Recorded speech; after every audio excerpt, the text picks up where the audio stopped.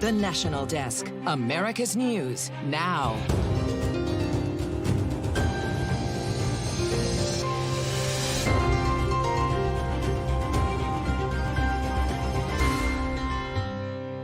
My vote as a delegate has not yet been released. That being said, we're really excited to see Vice President Harris throwing her name in the ring for the nomination. Joe Biden is out for 2024. Is Kamala Harris in?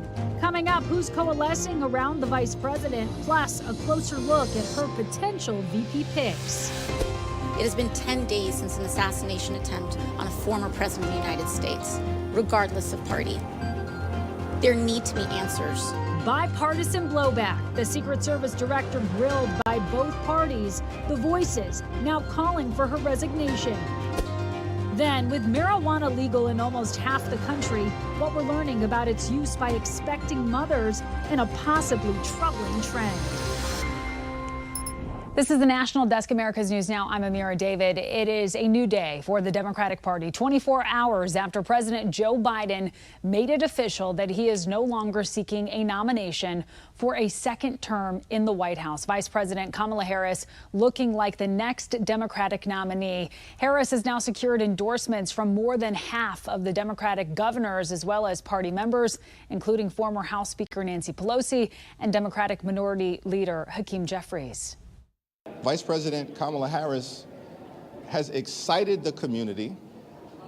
She's excited the House Democratic Caucus, and she's exciting the country. The excitement can be counted in dollars. In fact, in just the past day, Harris's new campaign received more than $80 million in grassroots donations, while other Democratic PACs have raised as much as $150 million from larger donations since Biden endorsed his vice president online. As President Biden recovers from COVID in Delaware, Democrats have a lot to figure out and not much time to do it following President Joe Biden's unprecedented decision to end his re-election bid this late in the election cycle. As national correspondent Matt Gelka tells us, the vice president, Kamala Harris, is trying to shore up support to establish herself as the frontrunner. Greetings, everyone. Greetings. Kamala Harris praised Joe Biden in her first public comments after a whirlwind 24 hours that saw the president end his bid for a second term and endorse her to be the Democrats' nominee. Joe Biden's legacy of accomplishment over the past 3 years is unmatched in modern history. In one term, he has already, yes, you may clap. Harris has already locked up notable support beyond the president. A majority of Democrats in Congress were backing her by Monday. Kamala needs to make the case to the delegates. I'm glad to support her. Many others are as well. Several Democratic governors around the country who were once viewed as potential presidential candidates themselves are backing her. They're also on the short list of potential VP candidates. The vice president is ready. She has my full endorsement. I'm going to do everything I can to support her. If you want a nominee who actually prosecuted criminals like Donald Trump, and if you want a nominee who can put Trump's age and fitness into forefront, Kamala Harris is the person. What happens next is still up in the air with 3 weeks to go before the Democratic convention. The delegates Biden won in primaries are now free to vote how they want. Some delegations have already pledged support for the VP. Meanwhile, prominent Republicans believe the president should resign from office in the wake of his announcement. If everyone acknowledges that he is incapable of running a campaign, then he's clearly incapable of running the country. I mean, he has the nuclear codes. He has major decisions that he has to make every single hour of every day, and he does not have the faculties to do so. And Harris officially kicking off her campaign today, traveling to Delaware to greet staff at campaign headquarters. As she put it on social media, one day down, 105 to go. For the National Desk in Washington, I'm Matt Gelka. Matt, thank you. And Harris will have a bench of Democrats to turn to when she moves toward the first critical decision of her candidacy, picking a running mate. The Wall Street Journal reports she had calls yesterday with at least 3 Democratic governors, Pennsylvania's Josh Shapiro, North Carolina's Roy Cooper, and Kentucky's Andy Beshear. However, other names floated included Arizona's Mark Kelly and Michigan's Gretchen Whitmer, who earlier today, when asked by reporters, said she was not interested in leaving Michigan to campaign for the vice presidency. Meantime, Senator J.D. Vance, the GOP's VP contender, made his solo debut today in his hometown of Middletown, Ohio, where he didn't miss an opportunity to take a jab at Harris in his remarks, accusing the VP of lying about the president's mental acuity while questioning her love of country. When I see her give a speech, and she talks about the history of this country, not with appreciation, but with condemnation. But if you want to lead this country, you should feel grateful for it. You should feel a sense of gratitude. Capitol Hill lawmakers are demanding answers and accountability from Secret Service Director Kimberly Cheadle for the security failures that nearly cost former President Trump his life. Cheadle was grilled about the assassination attempt at the rally on July 13th. She said the agency was warned about a suspicious person a few times before the shooting. Why was he allowed to take the stage with a suspicious person having been identified in the crowd? So I appreciate the question, and I'd like to make 2 points. If the detail had been past information that there was a threat, the detail would never have brought the former president out onto stage. National correspondent Kayla Gaskins was at today's hearing and has a lot more for us from Washington. 9 days after a would-be assassin fired shots at Donald Trump, nicking his ear and killing a rally-goer in Butler, Pennsylvania. Will you resign, Director Cheadle? The director of the Secret Service appearing before Congress. Tough questions coming from both sides of the aisle. Why was he allowed to take the stage with a suspicious person having been identified in the crowd? The Secret Service failure even more glaring because Trump was under a heightened security risk due to a credible threat from Iran. Republicans demanding clarification on reports that top agency officials had denied requests made by the agents protecting the former president for more resources. More than once they asked for additional help and you turned them down. What did they ask for and how many times did you turn them down? Pretty basic questions. So again, without having all of the details in front of me, sir. You didn't get briefed on that before you came to this hearing, knowing you were going to get asked that question? Because Donald Trump is alive, and thank God he is, you look incompetent. If Donald Trump had been killed, you would have looked culpable. Cheadle did say on the day of the Butler rally, Trump's personal detail was given everything they asked for from the Secret Service. Lawmakers frustrated Cheadle can't give more answers at this point. Do you think Director Cheadle should be able to answer more questions than she is right now? Oh, this is ridiculous. Democrats at times turning the conversation to guns. Millions and millions of Americans don't feel safe with all the AR-15s out there. We thought at least the president of the United States or a former president of the United States would be safe, but now that's not even clear. Democrats are trying to make this assassination attempt about gun control. What do you make of that? It's about a failure, it looks to me, a failure of the Secret Service. Republicans and even some Democrats now demanding Cheadle resign. Most lawmakers frustrated. There's not more responsibility. Someone has to be fired. There has to be accountability. And Amira, Cheadle said a report on this instance would be finalized in 60 days. It's a timeline lawmakers, including Representative Alexandria Ocasio-Cortez, called unacceptable. And Kayla, it appears calls for Cheadle to resign have only grown louder after today's hearing. So what do we know about that? Yeah, and on both sides here, Republicans and Democrats, Cheadle's testimony angered both sides. After the hearing, ranking member of the House Oversight Committee, Jamie Raskin, said both parties are united in their bafflement over this stunning operational failures that led to the shooting. He joined Chairman Comer in calling for Cheadle's resignation, saying she's lost the confidence of Congress at an urgent and tender moment in the history of this country. Amid this criticism, Cheadle remained stoic and accepted full responsibility for the failure. However, she has stopped short of stepping down. Amira. All right, we will see what happens. Live from Washington, D.C., Kayla Gaskins, thank you as always. Meanwhile, a bipartisan delegation from the House Homeland Security Committee visited the Butler site where Thomas Matthew Crooks almost shot and killed former President Donald Trump while killing one other rally attendee and injuring two others. These members will have the chance to grill Secret Service Director Kim Cheadle tomorrow.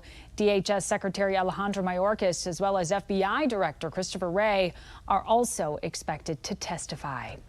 And tonight, a record-breaking heat wave affecting millions of Americans out west. About 30 million right now under widespread excessive heat warnings and heat advisories. Temperatures are expected to reach triple digits from Southern California all the way to northern Idaho. And according to the National Weather Service, western states should expect relief from the heat by Friday. The hot weather, however, is expected to move into the northern plains tomorrow. And those temperatures creating ripe conditions for wildfires. Tonight, we are tracking two major ones that began over the weekend, including in California's Riverside, where evacuation orders sent to residents fleeing as flames quickly spread.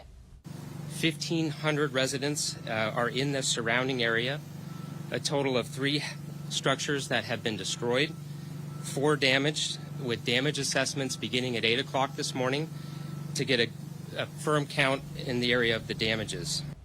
This is dozens of homes in Salt Lake City remain evacuated as firefighters work to contain a 400-acre wildfire there. What's being called the Sandhurst Fire broke out Saturday afternoon near Ensign Peak, a popular overlook right above the Utah State Capitol.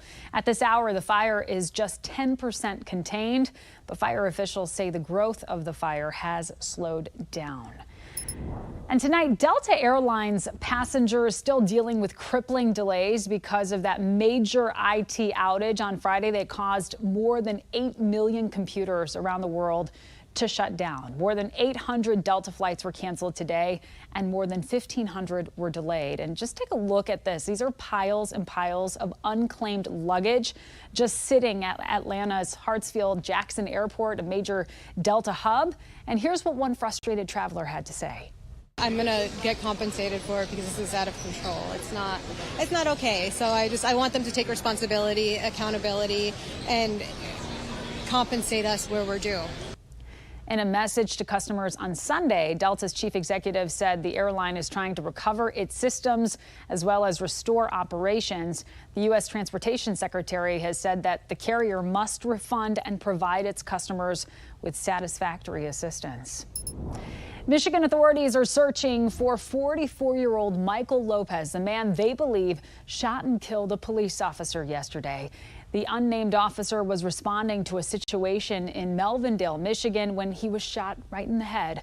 Other details of the shooting have not yet been released, but the Bureau of Alcohol, Tobacco, Firearms, and Explosives has now joined the investigation, and there is a $20,000 reward for information leading to the whereabouts of Lopez, who is considered to be armed and dangerous. 28 officers have been shot and killed this year so far, putting 2024 just slightly ahead of 2023 in terms of pace, out of the 48, but right behind 2022. According to the Officer Down Memorial page, the pace for all deaths is almost identical to last year as well. Coming up, what we can expect as Israeli Prime Minister Benjamin Netanyahu arrives in D.C. for his first trip abroad since the war with Hamas began in October. Then the cars that are now under investigation because they can suddenly lose power and apply the emergency brake. And later, the sweeping change a proposed Texas law would make in response to the murder of 12-year-old Jocelyn Nungary. We'll be right back.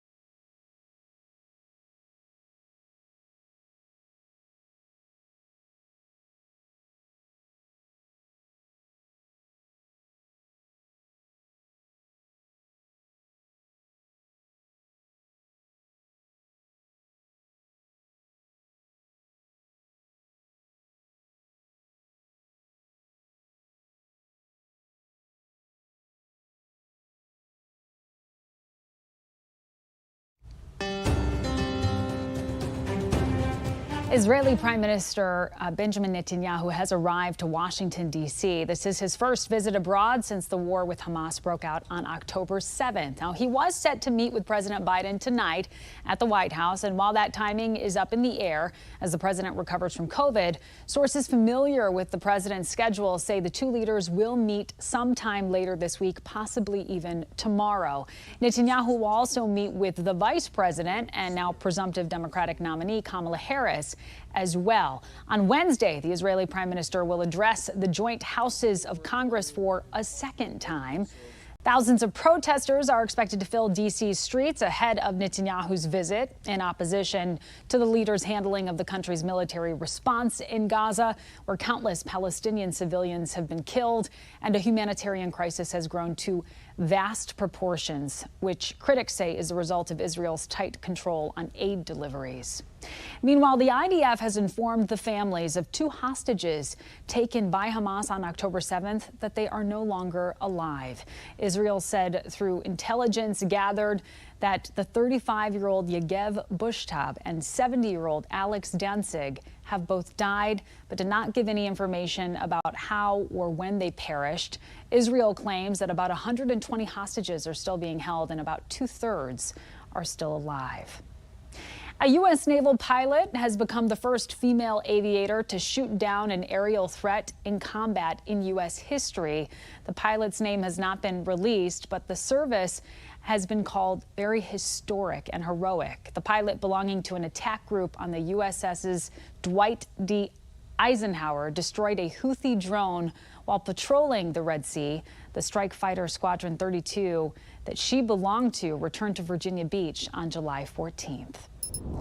Russian-American journalist Alsu Kurmasheva has to spend 6.5 years in a Russian prison. Today, officials said she was convicted on Friday of spreading false information about Russia's military. Kurmasheva's employer, Radio Free Europe, Radio Liberty, strongly opposes the conviction. It comes as Wall Street Journal reporter Evan Gershkovich was convicted of espionage and sentenced to 16 years in prison.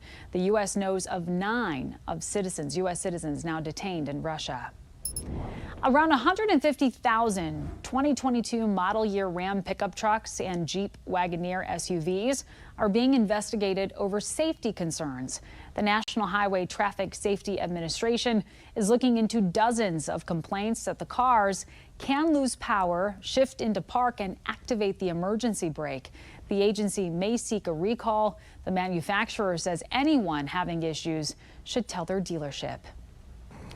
The EPA now announcing more than $4 billion to address the climate crisis across 30 different states.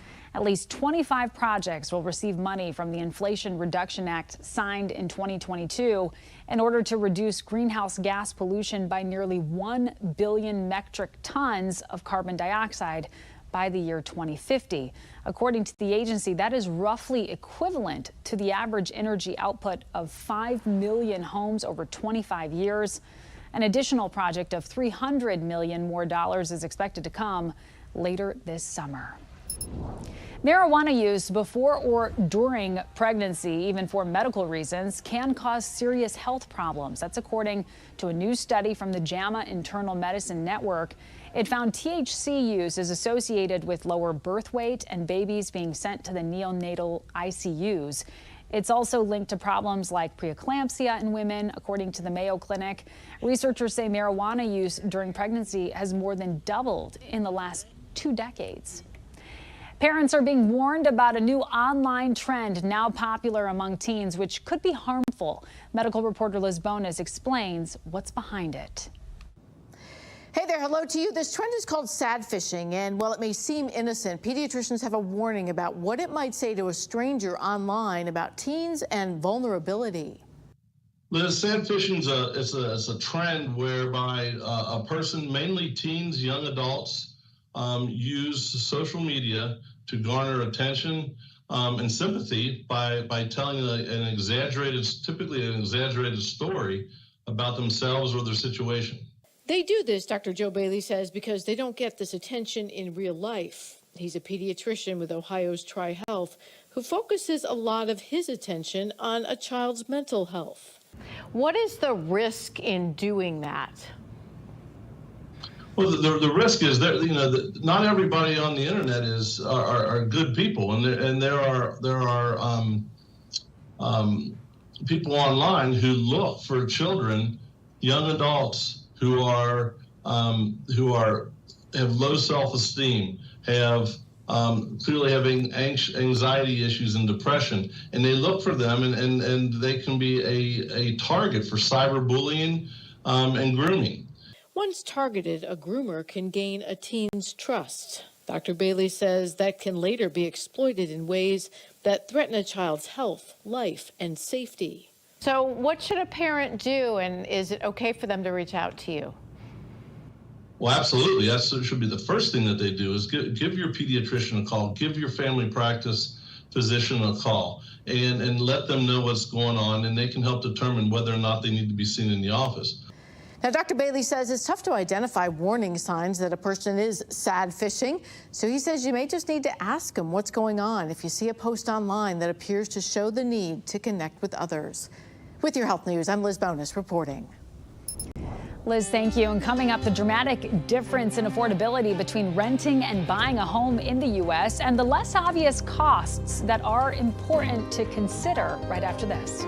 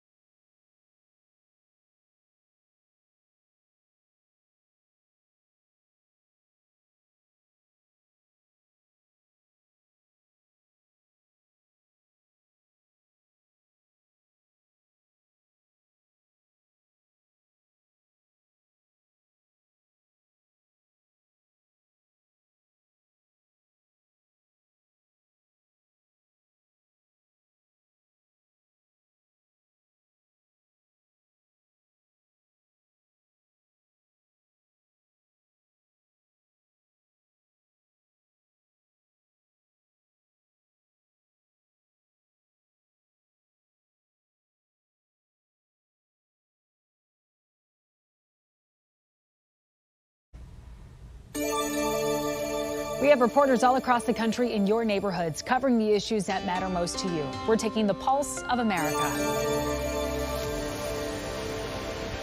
In D.C. metro area specifically, it costs 50% more to pay a typical monthly mortgage payment than to pay rent in that area.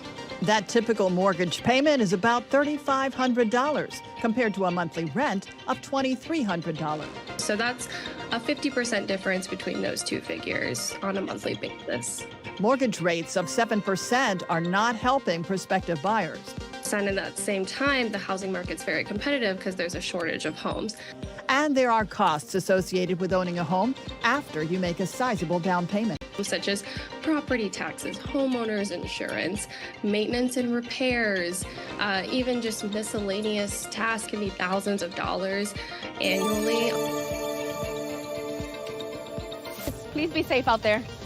You're welcome. Every summer, this family remembers their 6-year-old nephew, Jose Gonzalez, who drowned in the San Joaquin River back in 2013. But instead of dwelling on it, they're trying to prevent something like this from happening again. So they won't suffer how we suffered. Maria Calderon and her cousin Tanya Gutierrez has passed out hundreds of life vests over the past 4 years. Yeah, you could just put it around, adjust it how you want it. Sharing this special message with families. It's really important to have one on, but you also got to remember to keep a good eye on each other because I've said this before, but the life vest is not your eyes. It's not going to watch you from preventing from drowning at all. Texas Lieutenant Governor Dan Patrick wants the state legislature to act on the recent high-profile murder of Jocelyn Nungary in their next legislative session. Patrick wants to create Jocelyn's Law, which would deny bail to all people charged with capital murder. He says he wants to amend the Constitution to make that sweeping provision. An attorney with the Texas Civil Rights Project raises concerns about the proposal. As a legal matter, it very likely violates the federal constitution, which says that, if someone is going to be incarcerated, a judicial officer has to make an individualized determination about whether incarceration is actually necessary. Coming up, Twisters is drawing big crowds, but not just to the theaters. The site in Oklahoma that's getting a big boost in visitors because of the movie. We'll tell you about it on the other side.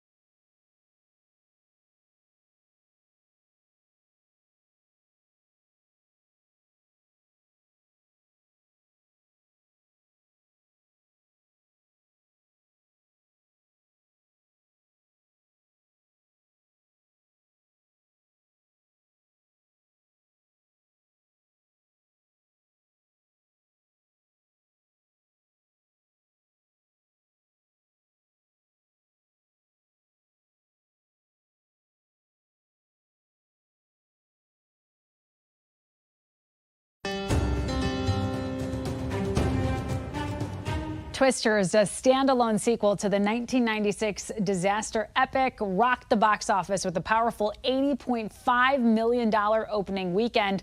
But the movie theater wasn't the only business to get a big bump from the release. In Waukota, Oklahoma, the Twister Movie Museum is getting its fair share of play these days. Bet you didn't know about this gem that's housed in the location office of the actual movie when it was made.